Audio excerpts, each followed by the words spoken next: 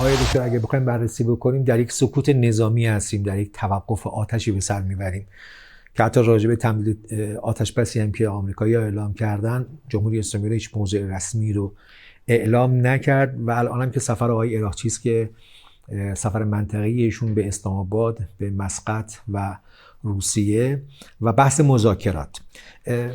در موضوع مذاکرات به نظر میرسه یک سوء تفاهم بین ما و آمریکایی‌ها وجود داره. ما مذاکره رو موضوعش رو در ارتباط با پایان تخاصم تعریف میکنیم، ولی ظاهرا اونها تعریفشون از مذاکره حل و فصل مسائل چند ساله ایران با آمریکاست. آیا معتقدی که این سوء تفاهم وجود داره بین ما و آمریکایی‌ها؟ بله، این نکته خوبی است که شما اشاره فرمودید. ببینید، دولت آمریکا، دولت فعلی آمریکا و من آمریکا و رژیم صهیونیستی رو در کارهاشون یکی میدونم. در واقع دو تا دولتن ولی هماهنگی وسیعی دارن. جنایات اینها نسبت به ما، حالا فراتر از ماست، بسیار وسیع هست. خب ما رهبر عزیز ما رو شهید کردن، سردار سلیمانی شهید کردن، بزرگان ما شهید شدن، علمای ما، دانشمندان ما، و جنایاتی که در حمله به تأسیسات ما اینها کردن. خب حالا این آدمی وقتاً با صفر شروع کرد، یعنی اینجور نبودی که ما زده بودیم و او در پاسخ داده باشه. ابتدا به ساکن این کار کرد، اونم با حرفای زشت، طلبکاری‌های از موضع بالا و تهدیدهایی که حالا خیلی فراوان ادامه داره. خب ولی شکست خورد. این چیزیست که همه دنیا بهش مقره. لازم نیست ما الان در بحث امروز اشاره کنیم به شکست ها شد دیگه، از هر من الشمس. حالا که شکست خورده میگه که خب ما بیایم با هم مذاکره کنیم. ببینید، مذاکره مضحکه. سکوت نظامی و درگیری که اشاره از اصطلاحات اختراعی رهبر بزرگوار ما بود، معنیش از آتش‌بس بهتره، قوی‌تره. یعنی آتش‌بس درش یه جور خلاصه همراهی وجود داره، ولی سکوت یه نکته بسیار اصطلاح خیلی قشنگیه. ما میانجیگری رو اول جاش نگاه کنیم. این در عرف دیپلماسی در دنیا، میانجیگری گاهی برای این است که افراد بتونن با هم مذاکره کنن. مذاکره مبناش این است که یه چیزی بدیم، چیزی بگیریم. یعنی ظاهرا ما یه مقدار از حقوق آمریکا رو خوردیم، باید چیزی بهش بدیم یا بهش باجی بدیم که ایشون هم به ما مثلا بعضی از مشکلاتش و فشارش برداره. خاصه مذاکره برای اینه دیگه. حالا یه وقت اسمش بول بذارن، شما هرچی سم هم رو شکلات بمالی، سم بودنش که عوض نمیشه. این همون قضیه است. این یه نوع میانجیگری هست. ما با آمریکا همچین زمینی اصلا نداریم. آمریکا چه چیزی رو بر ما حق داره که وارد مذاکره بشیم، بهش باج بدیم؟ میگه شما تاسیسات اتمیتون باشه یا نباشه، اصلا به او چه ربطی داره؟ داخل ایران رو فلان کنه، به او چه ربطی داره؟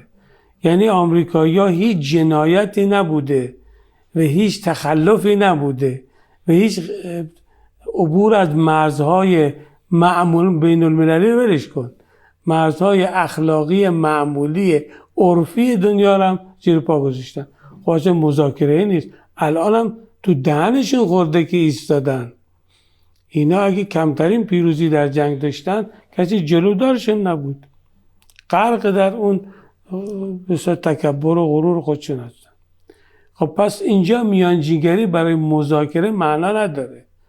من از این جهت مخالف از رفتن یک شخصیتی مثل جناب آقای قالیباف به اسلام آباد بودم.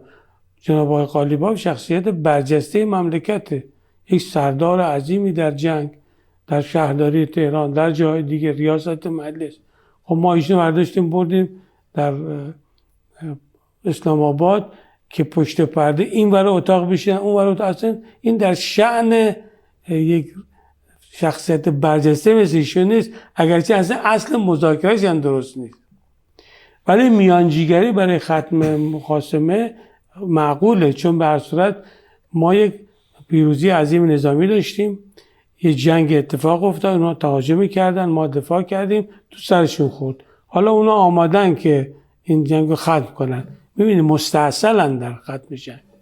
ختم جنگ یک مقوم سیاسی میخواد، یعنی اینجوری هست میانجیگری میتونه این مسئله رو شکل، لازم نیست ما با آمریکا مذاکره کنیم، میتونه فرمول ختم جنگ رو تنظیم کنه. حالا من فقط برای شما به عنوان سیاه قلم میگم، طرف مثلا آمریکایی میتونه ادعای بکنه ولی بگه من با این شرایط اینجوری من مایلم در این زمان دیگه ختم جنگ کنم، اون حرفای اضافهش درد نمیخوره، اون پاراگراف آخرش مهمه.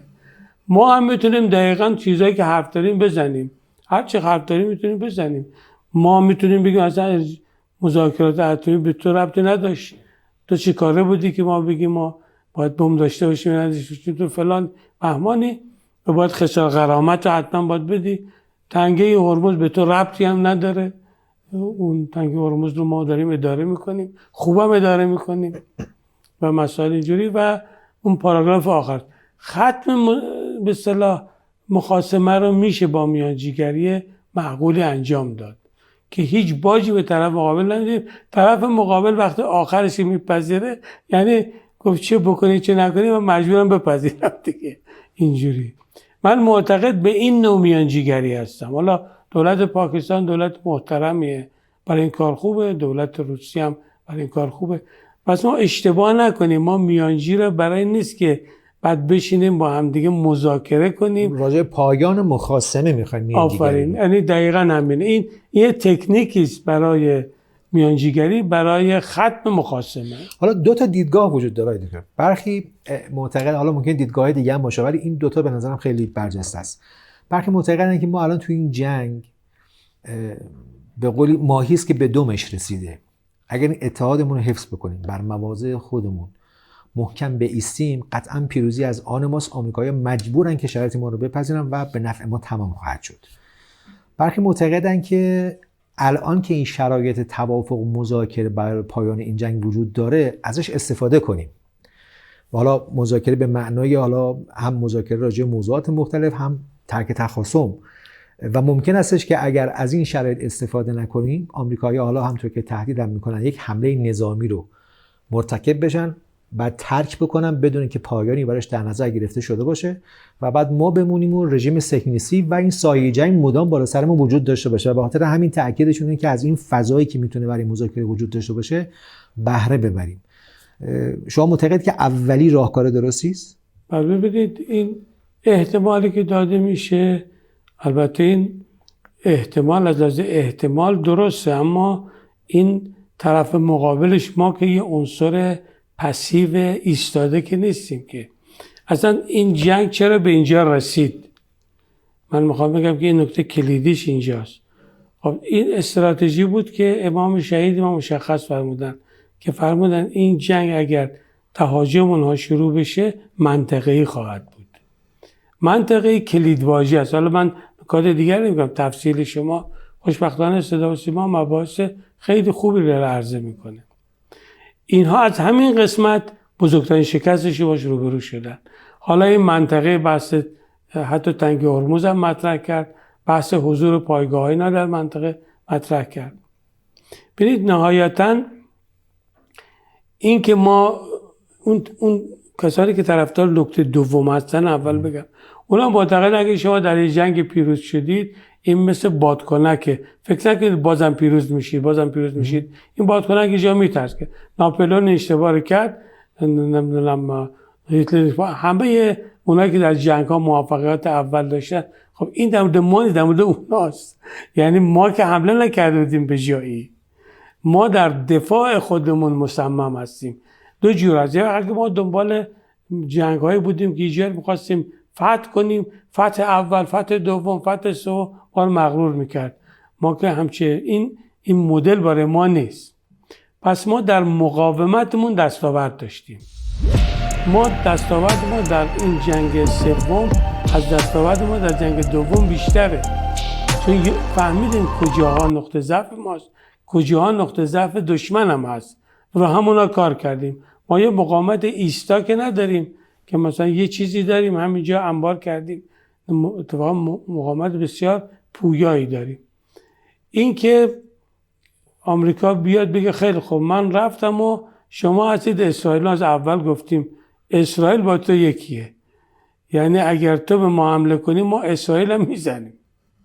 یعنی اسرائیل بالکل مقاومت هم که از اون هست. ببینید که از ویژگی هایی که رهبر معظم انقلاب الان فرمودن حضرت آیت الله مجتبی خمینی این است که خامنه‌ای حفظه الله، این که ما مقاومت یک بخش خیلی کلیدی از استراتژی ماست و قدرت ماست در واقع. لذا اینا رو ما تو طرح‌های دفاعی خودمون دقیق داریم. من نظر شما رو کاملا قبول دارم، نظر اول که فرمودید، که ما این استراتژی رو دقیق جلو ببریم. یه خود فشارها درست واقعی است، ما یه خود متزلزل نشیم. مردم متزلزل نیستن، نیرو نظامی هم نیست. مسئولین ما چون بار اداره کشور دارن که خداوند انشالله کمکشون هم میکنه، باید واقع بینانه من بحث میکنم، اونها باید مقاومت هم داشته باشن. به همین دلیل هست که ترامپ آمده سعی کرده بین مردم رو تفرقه بندازه. شاید دنبال میره اگر او پیروزی نظامی کامل داشت براش تفرقه و غیر تفرقه داره مهم نبود. سرش به سنگ خورده، دیده کار دیگه نمیتونه بکنه، تفرقه بندازه. حالا آمده اسم مثلا یه عده رو گفته آدمای خوبی هستن، اسم برده یه دیگه، بعد حالا تازه گفته کسانی که با مذاکره مخالف هستن اونا تهدید به قتل هم کرده. اینا استیصال رو نشون میده. البته ما در جمهوری اسلامی سر موضوعات مختلف ممکنه با هم اختلاف نظر داشته باشیم، اما ما یک موی سر دکتر عراقچی رو به کل هیکل عفن این افاک عظیم خودش و کل اون کابینه دیوانهش و بقیهش نمیدیم. مثلا اتحاد بسیار محکمیه، این خیلی مهمه در این قضیه. و اینجور هم نیست که اگر کسی مذاکره کرد بگن از ترس آمریکا مذاکره کردن. اگه با مذاکره مخالفت بکنه مثلا بترسه که کاری بکنه. اینا همه علامت استیصال. من فکر میکنم ما با روشی که در پیش داشتیم این روش رو با داهیانه پیش ببریم. ما هیچ گونه مذاکره ای رو با آمریکا انجام نخواهیم داد، نباید انجام بدیم.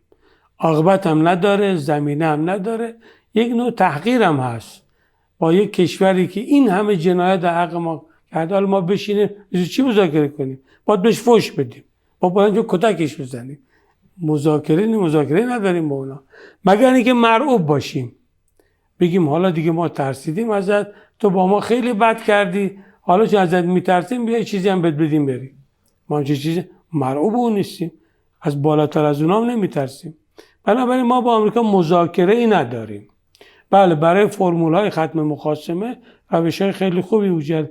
میانجیگری یکی از متداش است. لذا میانجیگری چیز بدی نیست، فقط ما این جاش عوضی نگیریم. یعنی میانجیگری برای آغاز مذاکره نیست، میانجیگری برای ختم مخاصمه است. اصلا مذاکره لازم نداره. فرمول‌های مختلفی در تجربه علوم سیاسی وجود داره که قابل اعماله. من اینجا میخوام بگم که مذاکره مثلا ما بشینیم این ور اتاق، اون بشینه اون ور اتاق، یه نامه بدیم دست این ببره اونجا بده، اینا اصلا در کلاس ما نیست، اصلا در سطح ما نیست. میانجیگر خودش میتونه بیاد و بره. ما نمیخوام مذاکره کنیم که میانجی حرف از اون میاره از ما میاره، میخواد این سیستم میانجیگری رو به ختم مخاصمه برسونه. یک سوال خیلی مهم هست که چه چیز اون وقت ما اطمینان میده که دوباره این تهاجم تکرار نشه؟ هیچ چیز جز قدرت ما. یعنی اگر این دولت آمریکا و اینها 1001 تعهد بدن، مکتوب غیر مکتوب، نمیدونم قطعنامه شورای امنیت هر چی باشه چی میشکنن. بنابراین ما کلمه اعتماد نداریم و اعتماد ما رو به دست بیاره، اینها همه کلمات مرفوض در روابط ما با آمریکا. ما هرگز به اینا اعتماد نداریم، به هیچ کلامشون، نوشتهشون. ما با قدرت خودمون اعتماد داریم و به توکل بر خدا اعتماد داریم. بنابراین اگه شما دنبال یک کلمه از اونا نیست که پایبند بهش باشن، بنابراین لازم نیست که ما روی کلمات بحث کنیم. اون دهبندیم که ارائه شد، حالا من نظر خودم گفتم، من لازم نیست که معتقد باشم حرف من 100% درست، همه باید گوش به. این خوبی جمهوری اسلامی است که این آرا میاد. من دارم تجربیات خودم رو دارم میگم. اون دهبند مناسبی نیست، چون تهش داره که برصد ما راجع به انرژی هسته‌ای اصلا ما راجع به او ربط نداره. ما انرژی هسته‌ای مسئله داخلی ماست. کسی که به کشور ما حمله کرده، دانشمندان ما رو کشته، تأسیسات ما رو بمباران کرده، ما راجع به این میان صحبت کنیم ما بمب میخوام بسازیم و نسازیم، به تو چه ربط داره؟ یه مسئله است با آژانس. حالا رابطه ما با آژانس هم باید مجلس رو زیر ذره‌بین بذاره، بازنگری کنه. MPT یه سند بدی نیست، ولی سند مرده است، شوکه. یعنی هر کی داخل MPT هست ضرر میکنه. ما بی خودی داخل MPT هستیم. حالا من نمیگم که امروز از MPT خارج بشیم، ولی حتما تعلقات عملی خودمون رو و تعهدات عملی خودمون زید MPT. آخه MPT هم برخی وقتی صحبت از خروج و تعلیق تعهدات میشه میگن خب تبعاتش اینه که این معنی داره در دنیا، یعنی شما میخوای به سمت سلاح حرکت بکنی که داری از MPT داری میای بیرون یا داری تعلیق میکنی. حالا ببینید اگر ما مورد تهاجم نبودیم میگفتیم باشه، یعنی به خاطر اینکه ما جزء MPT هستیم کسی دیگه به ما حمله نکرده، کسی به ما تأسیسات حمله نکرده، ما چه چیز در مورد ما کم گذاشتن. انواع تحریم ها رو گفتم، بزرگترین تحریم های تاریخ گفتن کمر شکن، نمیدونم فلان شکن، نم انجام دادن، سنگر شکن تحریم های سنگر. بعد دانشمندان ما رو شهید کردن. این چیزی در تاریخ بشر سابقه نداره که ما فیزیکدانی رو به خاطر که فیزیک میدونه شهید کنیم. تهرانچی متخصص مغناطیس بود، به علت اینکه این رو بلد بود ما شهیدش کردیم. اصلا چیز بی‌نظیری در تاریخ علم ما شهید داریم، ولی به خاطر آرایشون شهید شدن. شهید اول داریم، شهید ثانی داریم، بزرگان خب آرایشون رو قبول نداشتن. اما آقای تهرانچی رو که شهید کردن با مثلا قوانین مغناطیس مخالف بودن. شهید کردن دانشمندان کشور برای که دست اون کشور از علم کوتاه بشه، پدیده کاملا جدیدیه. یعنی یک عاده عجیب در تروریسم. خود تروریسمی که اینا باب کردن، یعنی یک کشور میتونه هر کسی رو که دوست نداشت او رو به هر شکل خاص بکشه. البته دامنگیرش خواهد شد، اینجور نیست که فقط اینا این کار بلد باشن. به همین دلیل ما خونخواه همه شهدامون هستیم، از رهبرمون گرفته شهید بزرگوار سردار سلیمانی و دیگران. ما از خون اینا نمیگذریم. خون اینا نمیگذریم یعنی چی؟ یعنی در جهان اسلام با این فتاوایی که بزرگان ما دادن، علمای ما دادن، کسانی هستن که انتقام خون اینا رو بگیرن. ما اینو تشویق میکنیم. اینا باید به هر شکلی که هست باید اینا تاوان این تروریسم و جنایتشون رو بدن. خب ببینید اون ملاحظه راجع به MPT رو ماسین بفرمایید، اون فراموشتون نشه. بله. من خواهم بگم که بس در مورد MPT برای ما چی ایجاد کرد؟ MPT در واقع 3 میدان عمل داره. یکیش عدم اشاعه هست، بقیهش همکاری هست، بقیهش توسعه در قسمت‌های مختلف هست. خب هیچ کدوم اینا در مورد ما چیکار بکنن؟ ما اگه داخل MPT نبودیم چیکار می‌کردن با ما؟ راحت‌تر بودیم. این آدم بی ربط هر دقیقه بلند نمی‌شد بگه من راهش نمی‌دادیم، تعهد نداشتیم که. من میخوام بگم اصلا ما خرج و دخل وجود در MPT رو کاغذ بنویسیم دیگه. اینا که قصینه چاک چیزای بین‌المللی هستن اینو با دخل و خرج کنن. ما به درکشتگی با MPT نداریم که. ما اگه جزء MPT نبودیم مثلا تحریم میشدیم. خب تحریم هم که شدیم. به ما حمله نظامی نمی‌کردن که کردن. دانشمندان ما رو نمی‌کشتن که کشتن. پس این MPT برای ما هیچ تأثیری نداشت. خیلی هم بد بود، چون یارو راه میره میگه که شما تعهد دارید، همه الان میگه شما با آمریکا هم توافق کنید، مهم نیست، منو باید اونجا بذارید. ظاهرا آمریکایی هم گفتن دیگه ما کارتو خلاص. خب به این دلیل باید مسئله تعهدات ما در MPT بازنگری بشه. انعکاس به این داشته باشه. همین حرف هاست دیگه. به ما وقت حرف بزنیم ما همینا رو میگیم. ما اگه می‌خواستیم بمب بسازیم متواد ساخته بودیم. امام شهید ما فرمود که ما ملتی هستیم که میتونیم ولی نمیسازیم. یک تمدن جدیدیه که شما میتونید و نمیسازید و اونایی که نساختن نمیتونستن بسازن. آیا که حالا در این مذاکرات حالا من میخوام بگم که خروج از MPT رو ما به عنوان یه چیزی که مثلا یک سرکشی و یک مثلا چیز نیست. میخوام 2 تا 4 تایی از MPT بیایم بیرون. حالا که نیومدیم بازنگری که باید بکنیم.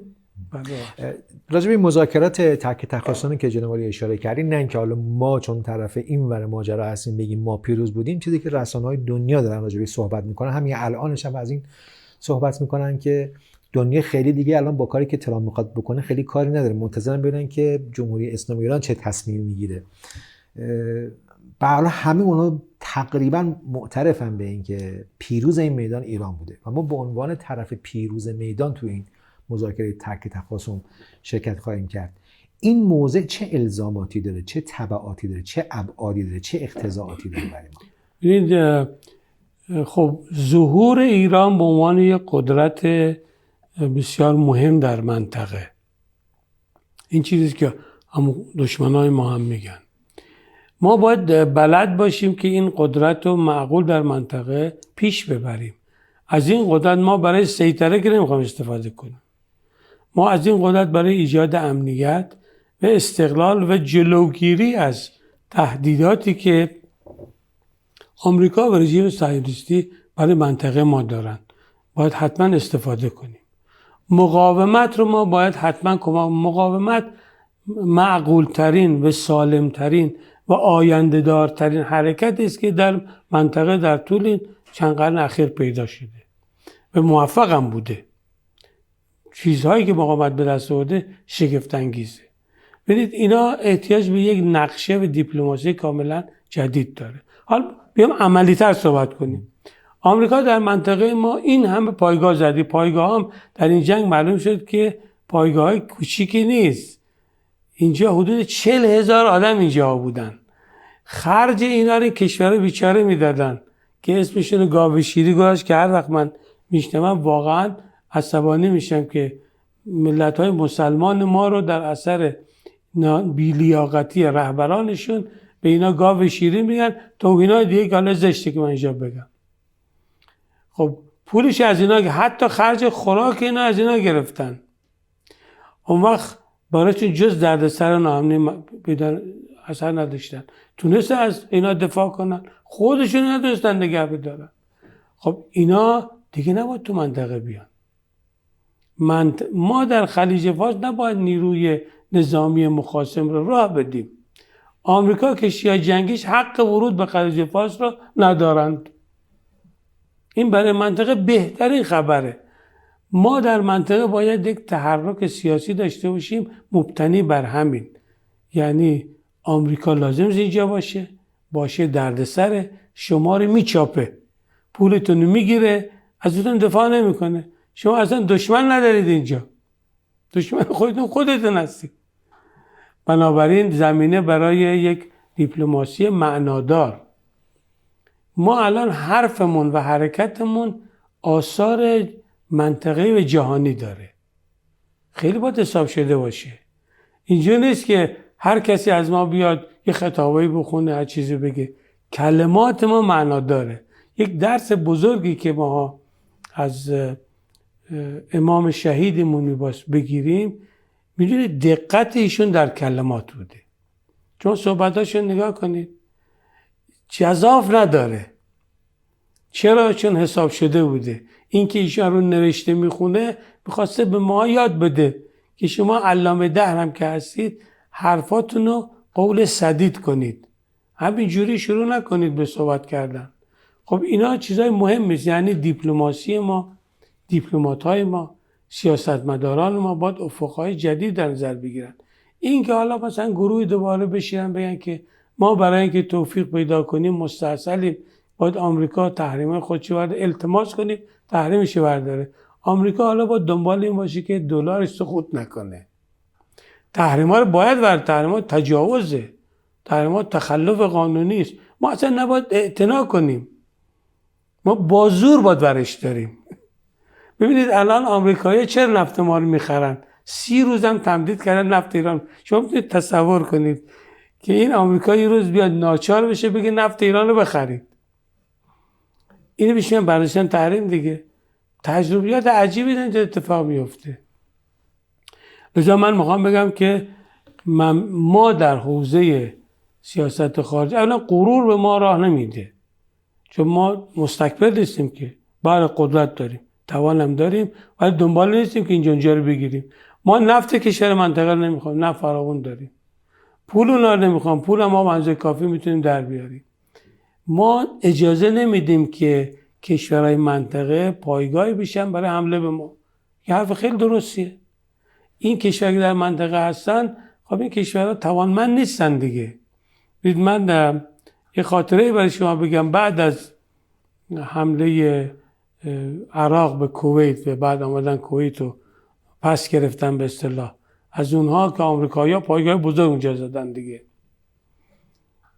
من در سفری رفتم کویت، با امیر کویت صحبت کردم، گفتم حالا دیگه ما با هم رفیق هستیم، ببینیم که شما اینقدر به کویت کمک کردید، به عراق کمک کردید. گفتم من فکر کنم بالای 10 میلیارد. گفت ما 15 میلیارد بهش پول دادیم. گفتم این بندرتون در اختیارش گذاشتید. حالا اینا شکست، ولی حق همسایگی این بود که شما بیاید او رو کمک کنید که شما او به ما حمله کرد، خودش هم به شما حمله کرد. امیر کویت که فوت کرد میگفت که دو چیز گفت شما یه کوهید، ما یه خیمه هستیم، باید بیاد ما رو برمی‌داره. میگفت صدام به من پیغام داد که من تا آخر هفته مثلا حدود 3 میلیارد دلار پول میخوام. من گفتم من ندارم. گفت یا حاضر میکنی یا میگم تو رخت خواب تو رو بکشن. گفت من اصلا نمیدونم، آشپز من نوکر اونه، اون یکی کجاست. 3 میلیارد رو دستی بهش دادم. ببینید ما این تیپی نیستیم، یعنی اونا میتونن به ما اتکا کنن، ما نه پولشون نمیخوایم نه بندرشون نمیخوایم، حفظشون هم میکنیم. پس میخوام بگم یکی از چیزهای جدید، ما راه نمیدیم آمریکایی‌ها دوباره بیان اینجا پایگاه بزنن. هیچ شناور جنگی دارم راه نخواهیم داد.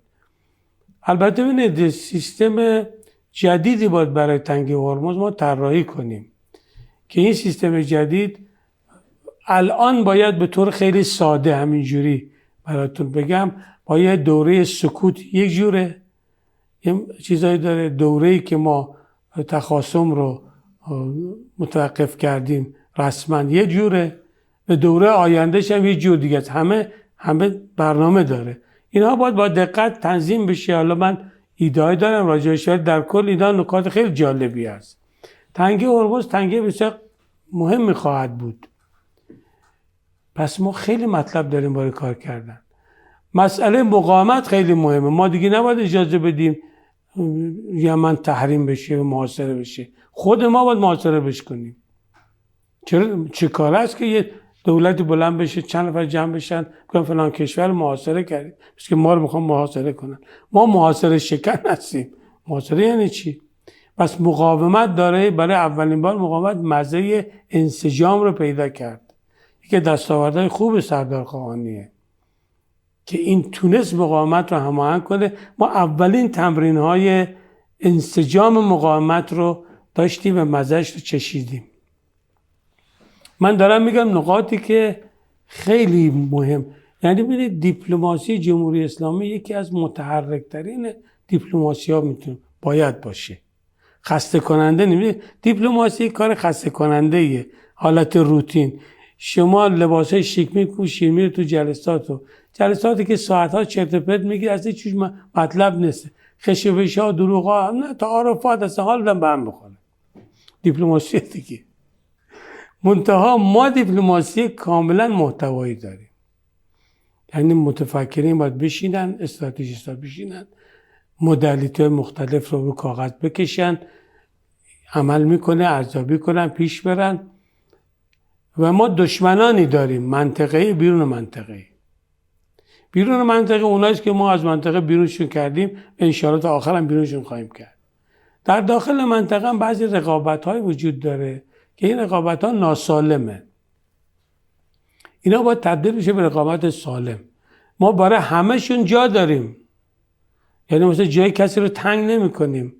مثلا اگه فرض کنید که یک کشور تو ترکیه جنس داره بخواد بفروشه به عربستان، بسم الله بفرسته به افغانستان. اصلا ما معتقدیم که رقابت مثبت خوبه، رقابت منفی بده.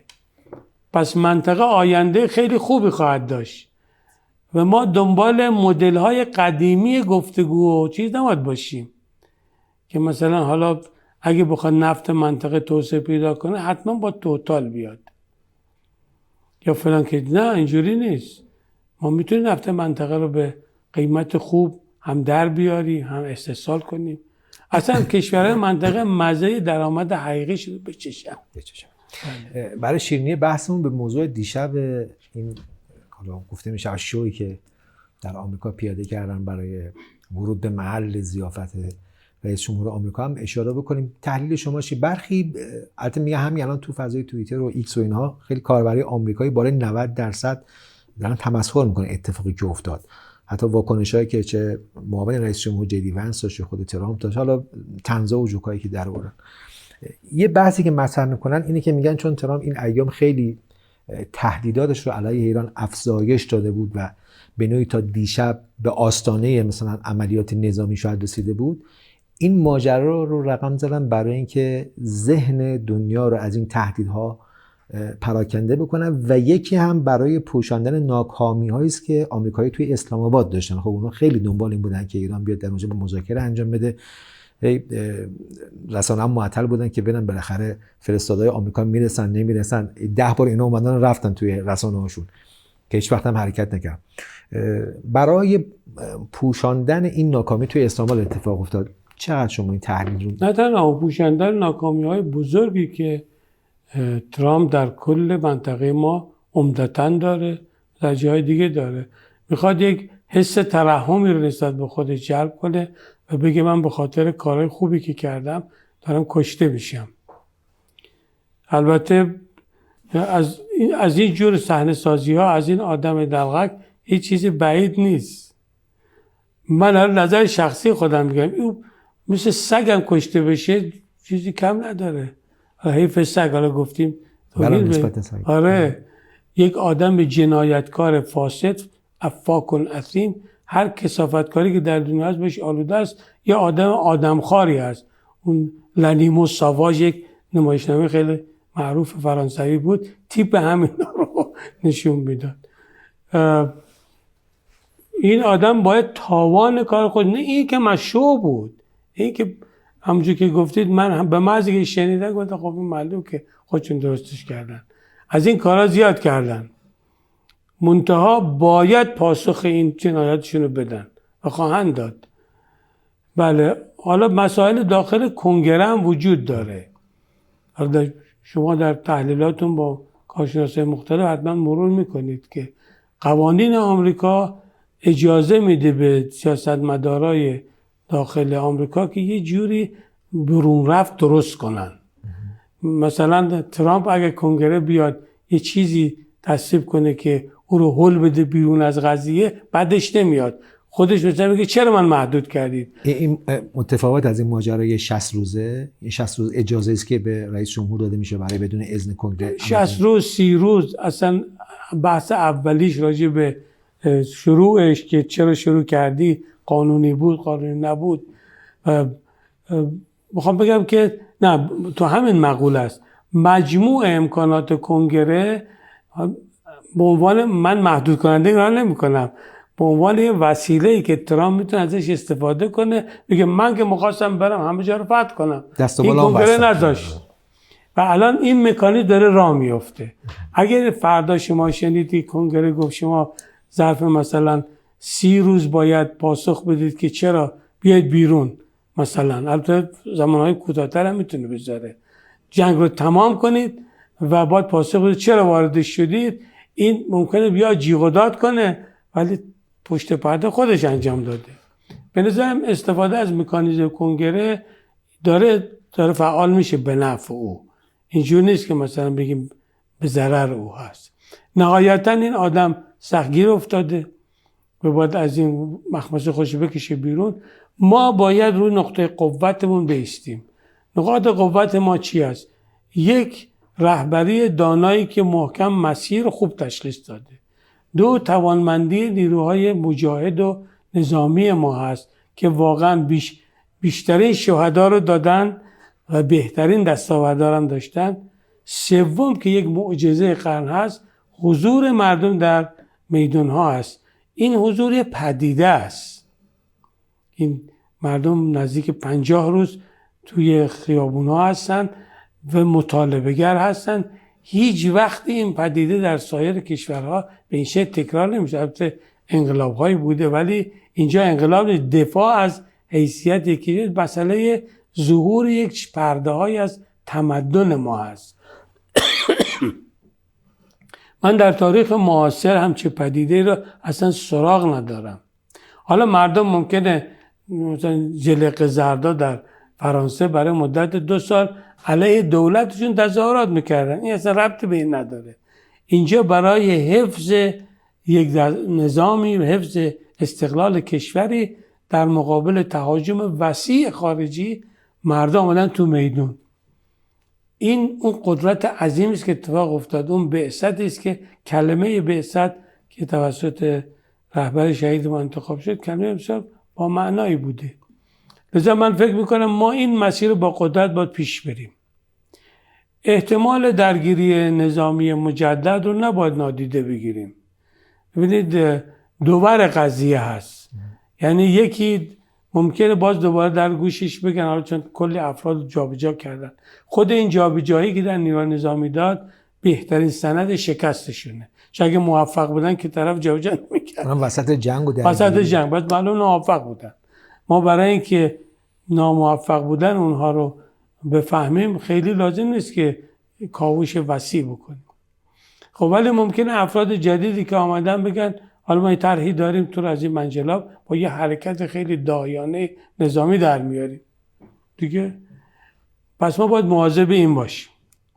از اون طرف در واقع ممکن است که جهت دیگری اتفاق وجود داشته باشه که بازدارنده است. اون است که اینا مزه مقاومت ما رو چشیدن.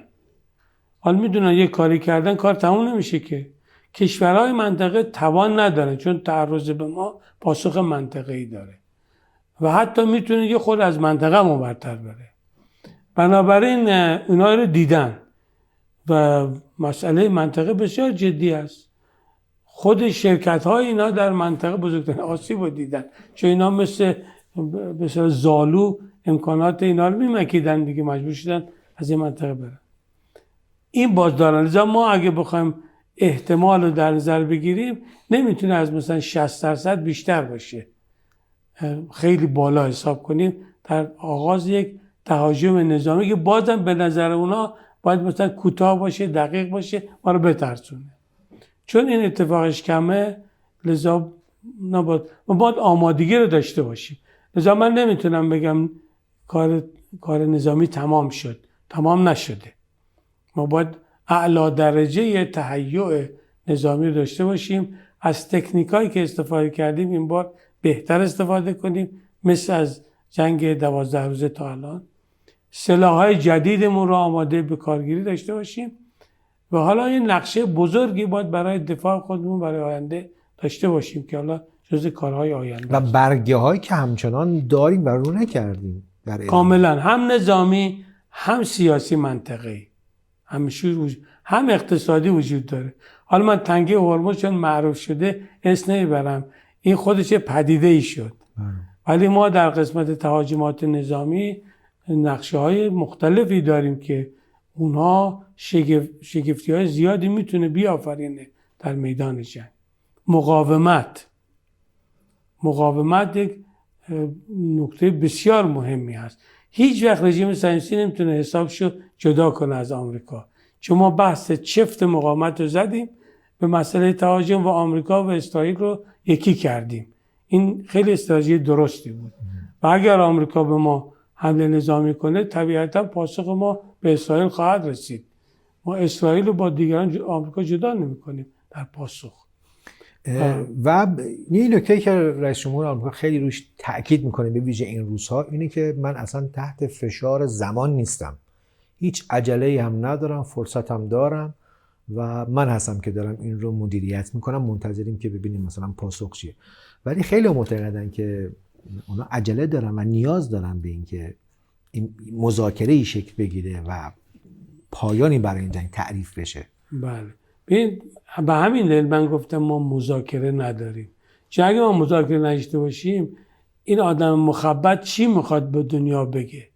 چون شعارش این بود که من به ایران حمله میکنم، ایران جلو من زانو میزنه، من از برجام بهتر ایران رو وادار میکنم.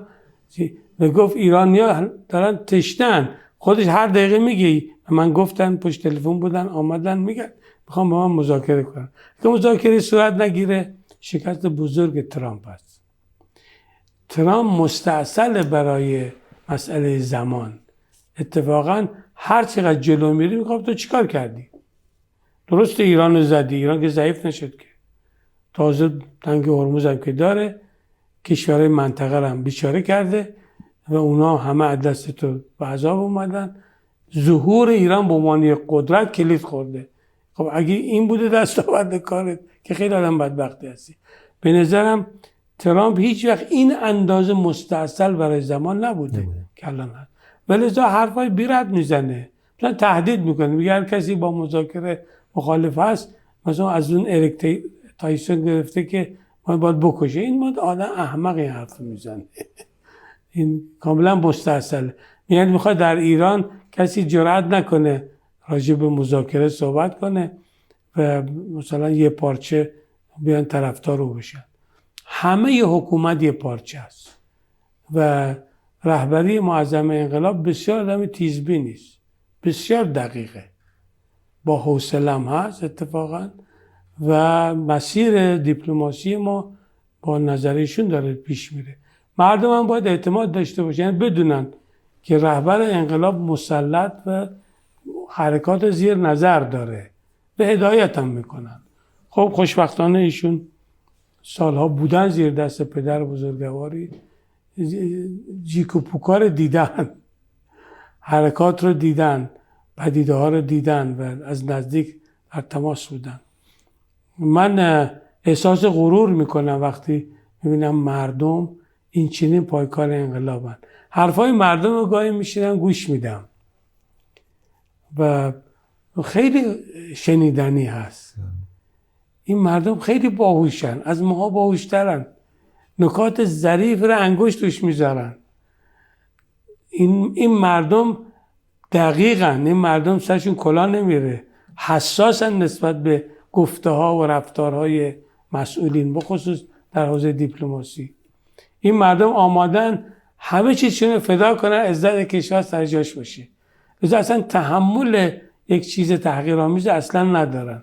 الان بسیار حساس شدن رو ماجراهای مختلف از جمله تنگه هرمز تا یه خبر میاد سریع واکنش نشون میدن. این حساسیت میدونید بهترین تضمین آینده کشور ماست. اصلا در دنیا ملت به این درجه از حساسیت و هوش راجع به مسائل کشورشون وجود ندارن. شما مثلا آمریکایی‌ها اگر غذاشون در حد معقول باشه و بتونن با پولی که پس انداز میکنن سفری برن، کاری به چیز ندارن. اصلا یه چیز دیگری، یه خدمت بزرگی که ترامپ کرد این بود که پرده ها رو کنار زد. شما ببینید دموکرات ها هیچ وقت نمیگن که چرا تو به ایران حمله کردی این جنایات مرتکب شدی، میگن چون موفق نبودی بدی. حالا دیشب بعد از این ماجرا میگفتش که ما نیاز به وحدت داریم، بعد بین جمهوری‌خواه و دموکرات‌های وحدتی بله. یعنی هیچ کسی سرزنش نکرده این احمقا که شما چرا جنایت مرتکب می‌ذارن. اروپایی هم همینجور میگن اوضاع بنزین بردی بالا، نمیگه تو آدم کشتی، نمیگه ترور کردی، نمیگه تجاوز کردی. پس بزرگترین خدمت ترامپ به بشریت این است که پرده رو زد کنار، هم خودش رو آشکار کرد و هم ماهیت تمدن غربی رو ریخت بیرون. و حالا ما فهمیدیم دموکراسی لیبرال یعنی چی. تمدن اینها یعنی چی در واقع. و یه تعداد ما تقریبا 2 دقیقه فرصت داریم، یه تعداد هم این سمت ماجرا در داخل یه مقداری به نظر میرسه عجله دارن، یعنی میگن چی میشه آخرش، چی میخواد بشه. ولی راهبردی که ایران به نظر میرسه باز در پیش گرفته یک راهبرد بسیار صبورانه است.